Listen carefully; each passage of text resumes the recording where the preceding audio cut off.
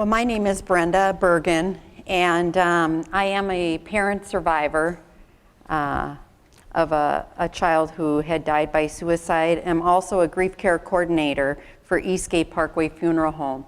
So I work with grief of all losses, but I also work with grief with suicide as well. So unlike you guys, I see a lot of the people after the suicide and wondering where do they go from here. So I'm just going to start. 14 years ago, our 16-year-old son Brandon died by suicide. I remember thinking that there's no possible way to survive such a loss. I felt like my heart was under a very thin piece of skin. I felt like at any moment it's going to explode. I just felt like life for me was over. So the day of the funeral, someone told me, if you can bring some good from the loss of your son, you will be honoring the life that he lived. And I remember looking at this man in the face thinking, wow, this man has got to be crazy if he thinks anything good can come from the loss of a child. But every day, I would get up and I would pray and I would ask God to take my pain and to lead me to where I need to be. 14 years ago, when our son died, there was not a regular suicide support group. Sometimes you would go and the doors would be open, but sometimes you would go and the doors would be locked.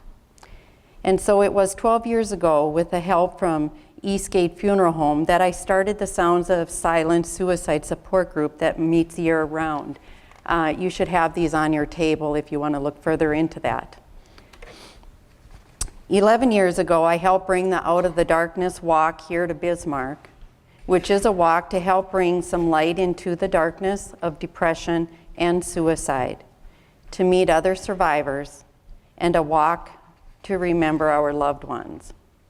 So I guess you could say a lot of good has happened since the loss of our son, but I would give it all back if I could just see or if I could touch him, if even one more time.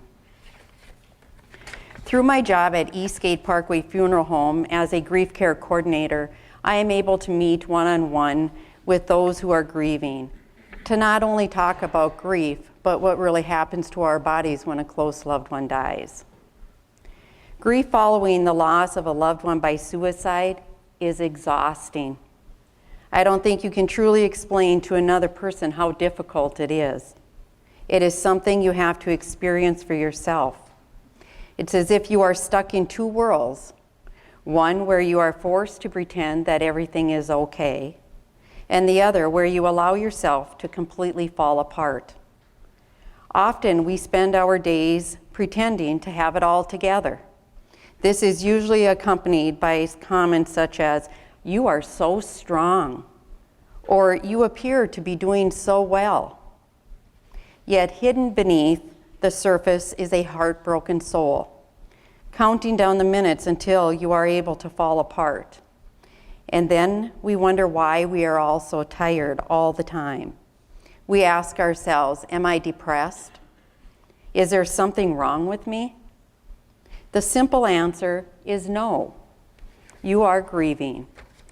There is no need to try and explain how hard it is to someone who cannot imagine the magnitude of your pain. They simply can't. But what can we do? We can continue to power through the day, and it is equally healthy to fall apart after. We need to feel the pain to heal, but we also need to put it aside to survive. So when you find yourself questioning, why are you so exhausted? We need to remember that grieving is hard. We need to remind ourselves that we are doing what we need to do to survive. And lastly, we need to give ourselves credit for the strength that we possess and have hope that tomorrow will be better. Back in the day, you would have your funeral, you would have your burial, and then you were pretty much told, you go home, you put your grief in the closet, you shut the door, you put your shoes on, and you just keep moving forward. People say that time alone will not heal, or time alone will heal, but we know time alone will not heal. And I think more and more people are realizing that the importance of grieving. So for me, I feel attending a suicide support group, we encourage that, and it can be very helpful to talk about our feelings and the stigma that is surrounding suicide. Many of you guys have had losses in your life, I'm sure. And so I'm just going to kind of talk, because I think a lot of this happens not just for those who have had a death by suicide, but death in general. It's almost like when we have a loss of a loved one, it's like we're thrown into a parentheses. And so here's pretty much kind of what, to make sense of this is, on this side of the parentheses is when our loved ones were in our lives.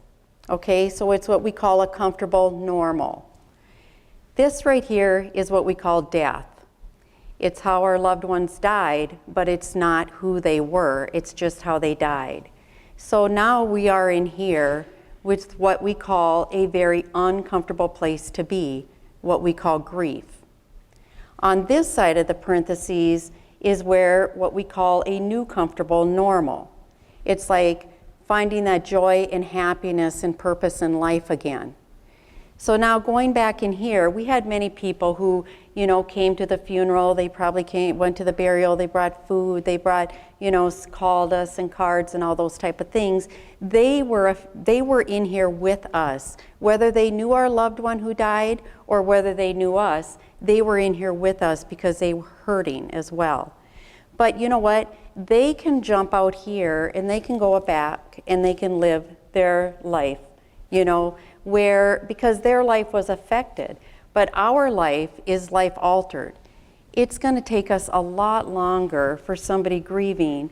We want to hit that fast forward button and we want to jump out here to find that joy and happiness again.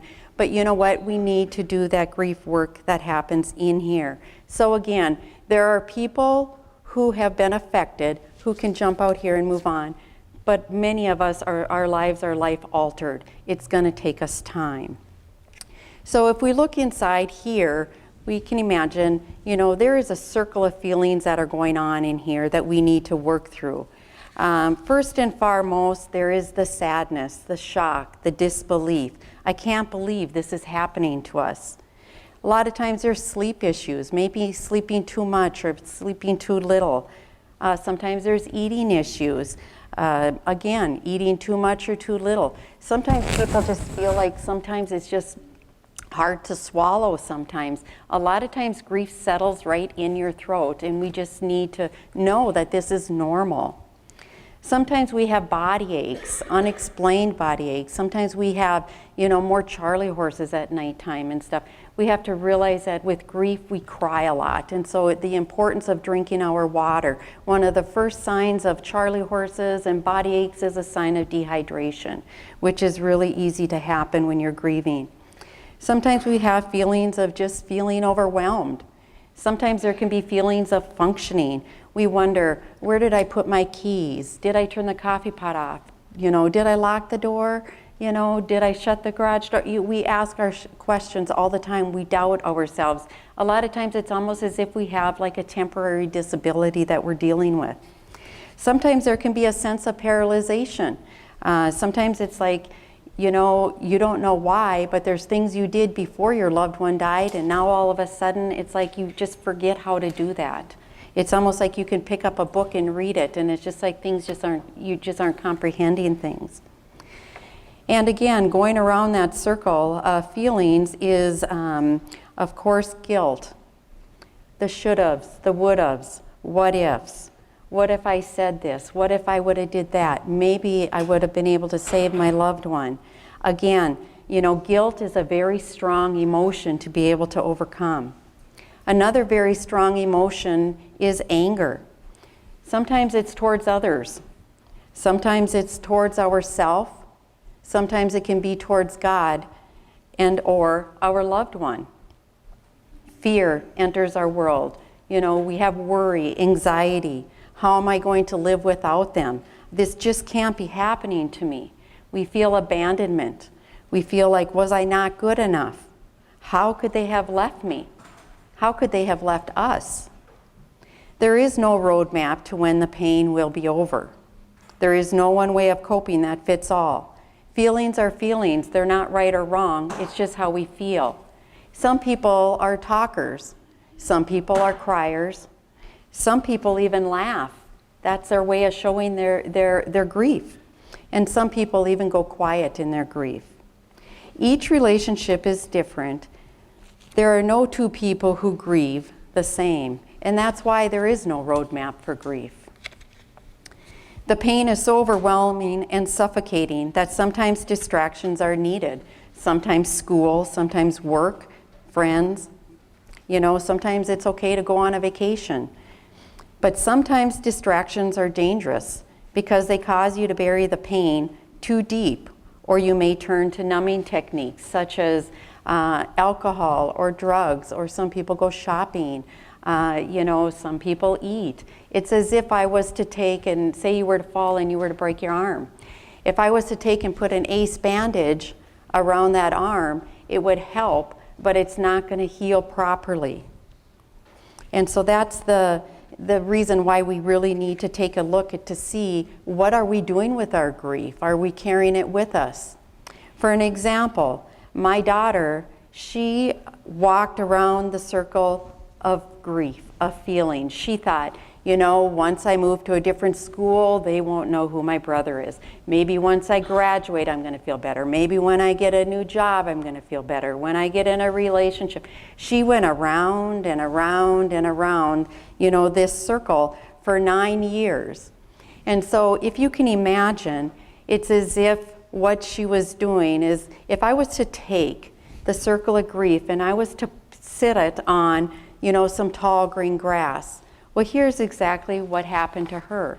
She walked around, and pretty soon that tall grass was getting shorter, and it was getting shorter and shorter, and pretty soon it was dirt, and pretty soon it was getting to be a rut and going around and around, and pretty soon she felt stuck. Now what do? She hit rock bottom. She finally decided to come to the support group, and she did come to the support group, and somebody asked her how she felt, and the tears just came, and she just cried. And she said, I had no idea. She said, I feel so normal. There are other people who are feeling as I am. I'm not alone in this. She said, for 9 years, she felt she was going through the motions of life, but she really wasn't living life. So at some point, we need to step into that circle as she did. We need to walk towards our grief, because only then can we take the power out of it. A support group is not there to take your pain away. It's not there to fix you, but rather to give you the tools of how do we take the power out of those feelings that we're carrying with us every day. It gives you a chance to share your feelings and to listen to others, realizing that you are normal. It's like getting into your car. If you look, the rear view mirror, if you look in there, it shows the past. But if you look forward, it's the windshield, and it shows your future. And we know that we can't live here, because if we live here, that is where our grief will turn into depression, and depression can turn into clinical depression. Again, what we need to do, we know we're never going to forget that past. We're never going to forget. We can go back at any minute, but we know we can't live there. We can visit there, but we can't live there. We need to look out, towards the windshield. That is our future. That is where we need to be, because our loved ones would not want us to be there. We need to continue to find, how do you get that joy and happiness back into your world? Because it really, really can happen. I remember thinking, it's no possible way, you can't. And I guess I can honestly say I am standing up here 14 years later, and I feel like I do have that joy and happiness in my world. And will I continue to fight, to help people who are struggling? Absolutely. But we need to remember that nobody needs to put their grief in the closet and shut the door, that there are people who really do care. We do not need to remember our loved one by how they died, but we need to remember our loved ones by how the life that they lived. They were not cowards or selfish. They were heroes, as they have battled the silent battle of an emotional disorder and the pain that comes with it. So I just want to thank all of you for continuing to do the work that you guys are doing. Again, if anybody is sitting in this room and you are grieving at any way, please contact us. I do work at Eastgate Parkway Funeral Home, and again, life is to be lived and can be. Thank you.